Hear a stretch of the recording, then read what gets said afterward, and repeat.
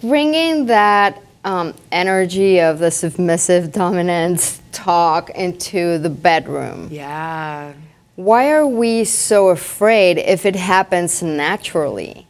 Like, how does submission, dominance happen biologically or naturally in sexuality? Yeah. Bringing that language, like how we can better bring that language into the bedroom.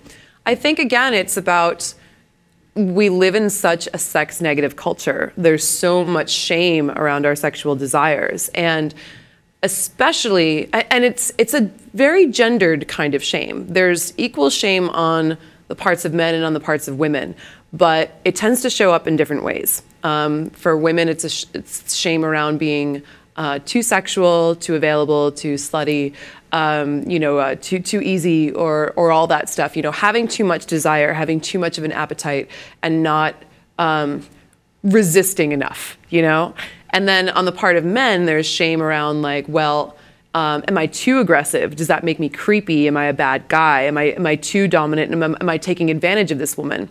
And similarly, there's also a shame in the other direction for men where it's like, well, am I not dominant enough? If I do want to surrender, if I want to be the submissive partner, or just even if I'm not feeling that sexual, if I'm not feeling that much like I want to have sex or want to be a leader, like, am I not measuring up enough as a man, So masculinity in our culture is such a fine line for men to walk, too much and they're, a creep or a rapist waiting to happen, and not enough and they're gay, they don't have their man card or what have you. So when you take these two highly flammable, like, shame balls and put them together in the bedroom, and you ask them to communicate with each other, it's incredibly brave, it's incredibly vulnerable for two people to really own that.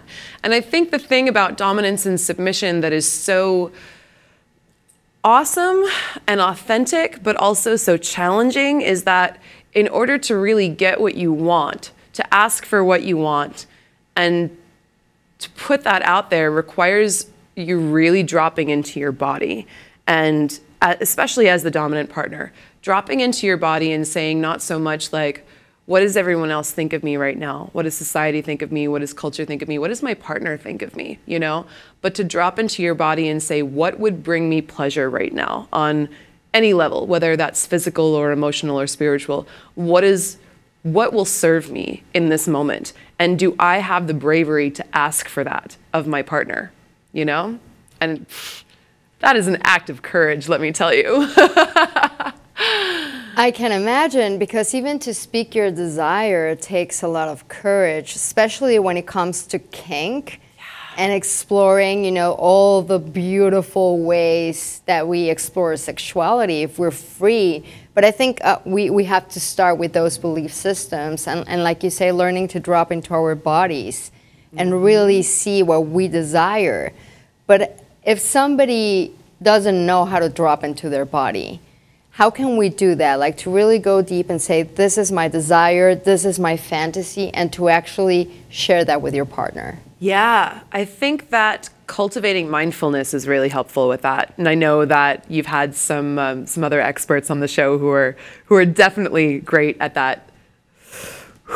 Okay, let's quiet all the voices and really tap into what I'm feeling.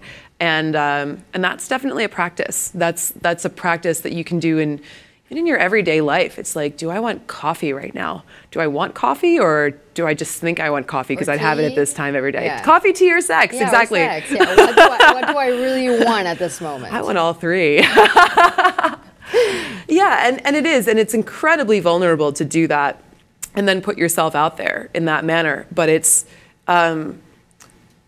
really the way that we cultivate honesty in our relationships. I was a professional dominatrix for many years in New York City when I lived there. I know that, and I was looking forward to say that, so I'm glad you said that. Yeah, yeah, which gave me a lot of perspective on how these kind of things work. And one of the reasons I ultimately stopped that work and became an author and an educator was I saw so many men who are coming in as clients to see me because they couldn't tell their partners about the things that they really wanted to do.